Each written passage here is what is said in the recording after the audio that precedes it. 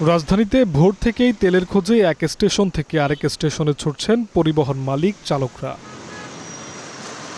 তেল সরবরাহ না থাকায় বন্ধ রয়েছে বেশ কয়েকটি ফিলিং স্টেশন। এতে বাকি স্টেশনগুলোয় বেড়েছে যানবাহনের বাড়তি চাপ। দীর্ঘ লাইনে দাঁড়িয়েও চালকরা পাচ্ছেন না কাঙ্ক্ষিত জ্বালানি। লাকসাম থেকে কুমিল্লা হয়ে এখান পর্যন্ত আসছি, এখানে যাও একটু পাইছি, এখন লাইন ধরছি ওই যে আজিজ কোপারেটিভ মার্কেট থেকে। 1.5 ঘন্টা দাঁড়িয়ে রয়েছি রোদ্রে এই লাইনটা শুরু হয়েছে ওই পিজির আউটডোর থেকে শুরু করে। কর্মঘণ্টাও নষ্ট হচ্ছে অনেকের। সময় অপচয় করে চাহিদা অনুযায়ী জ্বালানি না পেয়ে ক্ষুব্ধ তারা। আমি সকালবেলা আরও একটা পাম্পের লাইন ধরছিলাম, সেখান থেকে তেল দিচ্ছি, হঠাৎ করে বললো যে তেল নেই বলে বন্ধ করে দিল।